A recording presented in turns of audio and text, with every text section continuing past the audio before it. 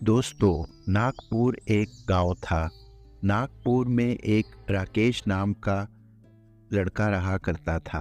राकेश बहुत ही अच्छे स्वभाव का लड़का था और पढ़ाई में काफ़ी ही तेज़ था। राकेश अपनी क्लास में फर्स्ट पोजीशन लेता था और पढ़ाई में बहुत ही अच्छा था। राकेश के पिता सुखविंदर सिंह थे। राकेश के पिता खेती बाड़ी करते और उनकी एक छोटी सी खेती थी जिससे वो राकेश की पढ़ाई का खर्चा उठाते थे। अरे राकेश बेटा, सुनाओ कैसे हो और तुम्हारी पढ़ाई कैसे चल रही है? कहाँ तक पहुंची तुम्हारी पढ़ाई? बस पिताजी, पढ़ाई तो अच्छी चल रही है और बीकॉम भी कंप्लीट होने वाला है। मेरा प्रोग्राम था कि मैं आगे एमबीए करूं, लेकिन एमबीए के लिए बहुत पैसा चाहिए, तो इसलिए सोच रहा हूं कि बीकॉम के बाद कोई जॉब ढूंढ लूं और जॉब करूं ताकि मैं भी आपका कोई हाथ बटा सकूं घर में। अरे बेटा, तुम पैसों की फ़िक्र छोड़ो। ये बताओ कि तुम्हारे एमबीए पे खर्चा कितना आएगा? पैसों की चिंता तुम्हें नहीं करनी, मुझे करनी है। अरे पिताजी, एमबीए करने के लिए तो 3 लाख रुपए चाहिए, भला हमारे पास इतने पैसे कहाँ से आए? अरे बेटा, मैंने तुम्हें कहा ना कि तुम पैसों की फ़िक्र छोड़ो, मैंने तुम्हारे लिए कुछ पैसे जमा किए हैं। तुम बस एमबीए की तैयारी शुरू करो अब। राकेश के पिता ने गांव के ज़मींदार से पैसे उठाए थे राकेश की पढ़ाई के लिए और अपनी ज़मीन गिरवी दी थी, और वो उसी हर महीने कुछ ना कुछ ज़मींदार को पैसे देता था गिरवी के। अरे, आपने राकेश की पढ़ाई के लिए ज़मीन तो गिरवी रखवाई हुई है, लेकिन अगर इस बात का राकेश को थोड़ा-सा भी पता लग गया तो वो फिर बहुत ज़्यादा नाराज़ होगा। अरे तुम्हें उसकी चिंता की ज़रूरत नहीं, तुम बस राकेश की पढ़ाई पर तवज्जो दो ताकि वो अच्छे से पढ़ जाए, ठीक है? बाकी उसको कुछ पता नहीं चलेगा कि हमने कोई ज़मीन गिरवी रखी हुई है ज़मींदार के पास उसकी पढ़ाई के लिए, तुम चिंता मत करो। एक दिन राकेश के पिता अपने खेत में काम कर रहे होते हैं कि उसी टाइम उनकी तबीयत ख़राब हो जाती है और वो बेहोश होकर गिर पड़ते हैं। अरे डॉक्टर साहब, मेरे पिताजी को क्या हुआ है? वो क्यों बेहोश हुए हैं? सब खैरियत तो है ना? अरे राकेश, तुम्हारे पिताजी को दिल की बीमारी है, उनके वाल्व बंद हैं और वो ठीक करने के लिए सर्जरी करनी पड़ेगी। अरे डॉक्टर साहब, ये जो सर्जरी आप बता रहे हैं उनके दिल के वाल्व खोलने के लिए, इस पे खर्चा कितना आएगा? कितने पैसे लगेंगे? अरे राकेश, उनकी सर्जरी के लिए 5 लाख रुपए चाहिए होंगे और ये इंतज़ाम जल्दी से जल्दी करना पड़ेगा। 6 महीने के अंदर उनका ये इलाज करना पड़ेगा। ठीक है डॉक्टर साहब, मैं कुछ करता हूँ उनके पैसे जमा करने के लिए। अरे माँ, आज मेरी डॉक्टर से बात हुई है और वो मुझे कह रहा था कि तुम्हारे पिताजी के दिल के वाल्व बंद हैं और उसके लिए उनकी सर्जरी करनी पड़ेगी। अरे, सर्जरी पे तो बहुत ज़्यादा खर्चा आता है, हम कहाँ से लाएँगे इतने पैसे? वैसे कितने पैसे बताए हैं डॉक्टर ने? अरे माँ, 5 लाख रुपए लगेंगे। डॉक्टर ने मुझे बताया कि पिताजी की सर्जरी के लिए 5 लाख रुपए चाहिए। अब हमारे पास तो इतने पैसे नहीं हैं, हमारे पास एक ही उपाय है कि हम अपनी ज़मीन गिरवी रखवा कर 5 लाख रुपए ले लें और पिताजी का इलाज करवा लें। अरे, 5 लाख रुपए तो बहुत ज़्यादा है, हम अपनी ज़मीन भी गिरवी नहीं रखवा सकते। अब क्या होगा तेरे पिताजी का? उनका इलाज कैसे होगा? अरे माँ, हम क्यों नहीं रखवा सकते ज़मीन? क्या आपको ज़मीन पिताजी की सेहत से ज़्यादा प्यारी है? ज़मीन क्यों नहीं रखवा सकते गिरवी? अरे, मुझे ज़मीन प्यारी नहीं है, लेकिन तेरे पिताजी ने तेरी पढ़ाई के लिए पहले ही ज़मीन को गिरवी रखवाया हुआ है। अब कैसे हम ज़मीन को गिरवी रखवा सकते हैं? हमारे पास तो कोई उपाय नहीं है। अरे राकेश, इतना परेशान क्यों है? क्या बात है, मुझे तो बता। अरे क्या बताऊं यार, बहुत परेशानी है। पिताजी बीमार हो गए हैं, उनके दिल के वाल्व बंद हैं और उनकी सर्जरी होनी है और उसके लिए 5 लाख रुपए चाहिए, डॉक्टर ने बताया। और इतनी बड़ी रकम का इंतज़ाम फ़ौरन नहीं हो सकता। डॉक्टर ने बताया कि 6 महीने के अंदर ऑपरेशन करना पड़ेगा, नहीं तो हालात ख़राब होंगे। अरे यार, इतनी ज़्यादा रकम का इंतज़ाम इतने कम समय में कैसे होगा? इतने कम समय में तो बिज़नेस करके ही इतनी ज़्यादा रकम का इंतज़ाम हो सकता है। तुम ऐसा करो कि तुम कुल्हड़ पिज़्ज़े का स्टॉल लगा लो शाम के टाइम, उससे बहुत कमाई होती है और आजकल बहुत मशहूर हुआ हुआ है कुल्हड़ पिज़्ज़ा। अरे आर्यन, बिज़नेस कैसे शुरू करूं? बिज़नेस शुरू करने के लिए भी तो पैसे चाहिए होते हैं और इतना पैसा कहाँ से लाऊं? मेरे जेब में तो फूटी कौड़ी भी नहीं है। उस पे भी तो खर्चा आएगा कुल्हड़ पिज़्ज़ा शुरू करने पे। वैसे तुम्हारा आइडिया बहुत अच्छा है, लेकिन चूँकि हमारे पास पैसे नहीं हैं, तो हम ये बिज़नेस भी तो नहीं शुरू कर सकते। अरे तुम उसकी चिंता बिल्कुल मत करो, मेरे पास कुछ पैसे हैं, मैंने जमा किए हुए हैं। तुम उसका व्यापार शुरू करो कुल्हड़ पिज़्ज़े का, और जब तुम्हारे पिताजी की तबीयत ठीक हो जाए और सर्जरी हो जाए तो तुम मुझे वो पैसे वापस कर देना, ठीक है? अब तुम चिंता मत करो, तैयारी करो। यूँ आर्यन के दिए हुए पैसों से राकेश अब कुल्हड़ पिज़्ज़े का स्टॉल लगा लेता है, और पहले दिन बहुत ही कम लोग आते हैं राकेश से कुल्हड़ पिज़्ज़ा खाने के लिए। अरे भैया, एक कुल्हड़ पिज़्ज़ा देना, मैं भी तो देखूं कि तुम्हारे कुल्हड़ पिज़्ज़ा का स्वाद कैसा है, दिखने में तो अच्छा है। जी भैया, क्यों नहीं, आप बैठें ज़रा, मैं आपको अभी ही कुल्हड़ पिज़्ज़ा देता हूँ, आप बिल्कुल चिंता मत कीजिए, बस थोड़ा सा समय लगेगा बनाने में।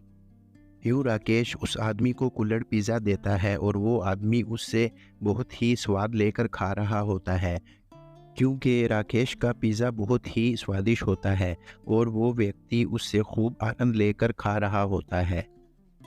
अरे भैया, तुम्हारा कुल्हड़ पिज़्ज़ा तो बहुत ही स्वादिष्ट है, मुझे तो बहुत आनंद आया खाकर। ऐसे करो कि 2 कुल्हड़ पिज़्ज़ा मेरे लिए घर के लिए भी पैक कर दो। जी ज़रूर भैया, मैं आपके लिए अभी ही पैक कर देता हूँ, बस थोड़ा-सा समय लगेगा, आप थोड़ा इंतज़ार कीजिए, मैं भी आपको देता हूँ। यूँ राकेश के पास अब बहुत भीड़ होने लगती है और सभी उसका कुल्हड़ पिज़्ज़ा खाना चाहते हैं, क्योंकि राकेश का कुल्हड़ पिज़्ज़ा बहुत ही स्वादिष्ट होता है, इसलिए लोग आकर उससे कुल्हड़ पिज़्ज़ा खाते हैं। एक दिन राकेश ने अपना कुल्हड़ पिज़्ज़ा का स्टॉल लगाया होता है कि वहीं पर उसके 2 क्लास फेलो आ जाते हैं, और वो राकेश को देख लेते हैं कुल्हड़ पिज़्ज़ा बेचते हुए। अरे प्रिया, वो देखो, राकेश कुल्हड़ पिज़्ज़ा बेच रहा है, उसने कुल्हड़ पिज़्ज़ा का स्टॉल लगाया हुआ है और वो हमारी क्लास का टॉपर होके पिज़्ज़ा बेच रहा है।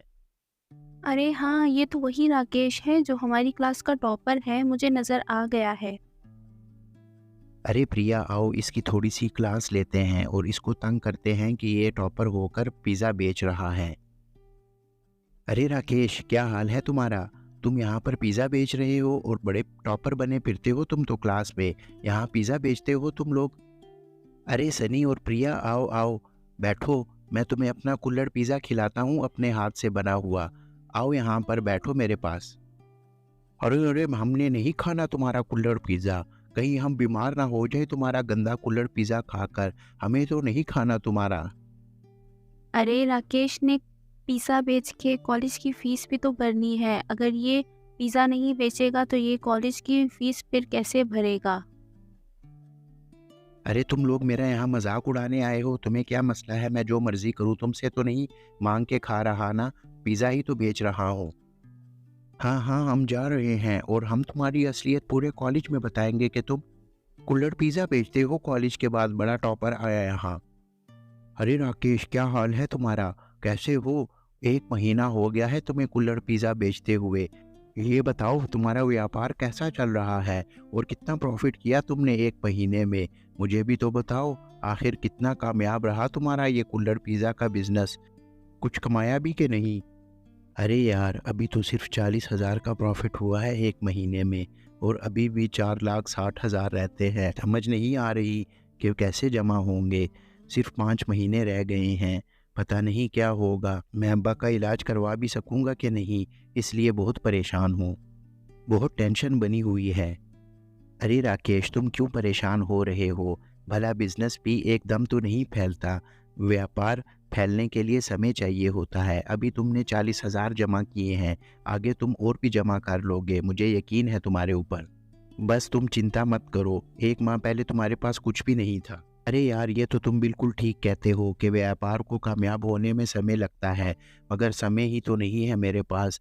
लेकिन तुम भी ठीक कह रहे हो, अगर पहले महीने 40,000 का प्रॉफ़िट हुआ है, तो अगले महीने इससे ज़्यादा होगा और उससे अगले महीने उससे ज़्यादा होगा। तुम्हारा बहुत शुक्रिया यार कि तुमने मुझे इतना मोटिवेट किया और मैंने बिज़नेस शुरू किया। अरे शुक्रिया की क्या बात है, मैं तुम्हारा दोस्त हूँ और दोस्त दोस्त के ही काम आता है। देखो, चिंता मत करो और चिंतित होने की बिल्कुल ज़रूरत नहीं है, मैं हूँ तुम्हारे साथ। देखो, अगर ऊपर वाले ने चाहा तो तुम्हारे पिताजी का इलाज लाज़मी हो जाएगा, ये मेरा यकीन है।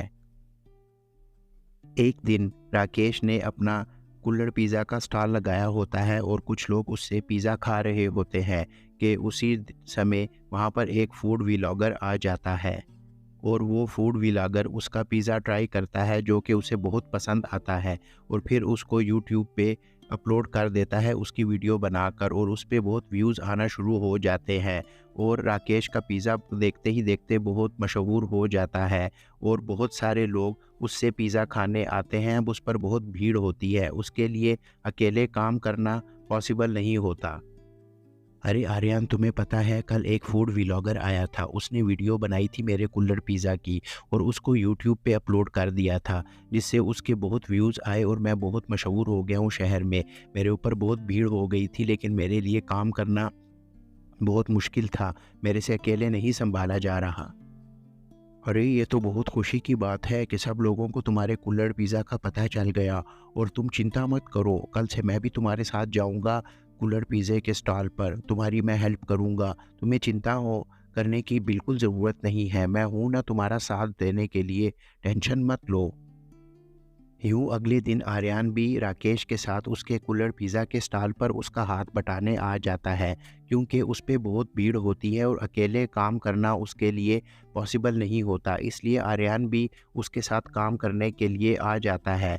पूरा दिन राकेश और आर्यन पे बहुत भीड़ होती है, बहुत सारे ग्राहक उससे पिज़्ज़ा खाने आते हैं क्योंकि राकेश का पिज़्ज़ा उस फूड व्लॉगर की वजह से बहुत ज़्यादा मशहूर हो जाता है।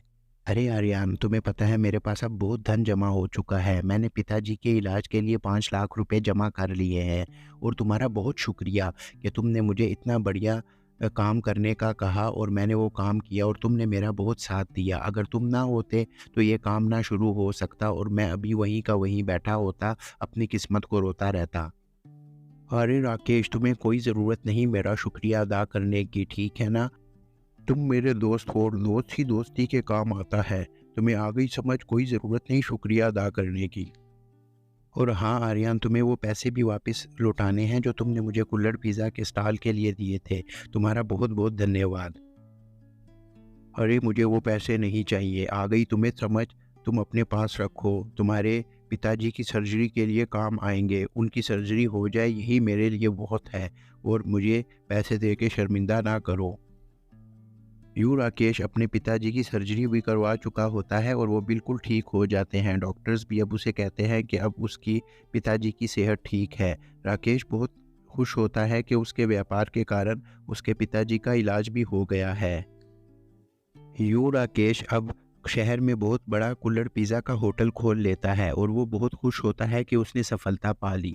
तो दोस्तों, आपको आज की स्टोरी कैसे लगी हमें कमेंट सेक्शन में लाजमी बताइएगा और हमारे चैनल को सब्सक्राइब कीजिए और बेल आइकन ज़रूर प्रेस कीजिए ताकि हमारे हर आने वाली वीडियो का नोटिफिकेशन आपको टाइम पे मिल सके और आप हमारी वीडियो को फैमिली और फ्रेंड्स के साथ भी शेयर कीजिए। तो दोस्तों, आपने देखा कि सफलता उसी को मिलती है जो मेहनत करता है। अगर राकेश मेहनत ना करता तो वो आज भी उधर ही होता, लेकिन उसने मेहनत की और उसके बाद उसको सफलता मिली। तो दोस्तों, आज की स्टोरी आपको कैसी लगी हमें कमेंट सेक्शन में लाजमी बताइएगा ताकि हम हर रोज़ अपनी स्टोरी को बेहतर से बेहतर कर सकें। और हमारे चैनल को सब्सक्राइब कीजिए और बेल आइकन को ज़रूर प्रेस कीजिए ताकि हमारे हर आने वाली वीडियो का नोटिफिकेशन आपको टाइम पे मिल सके। तो चलिए मिलते हैं किसी नेक्स्ट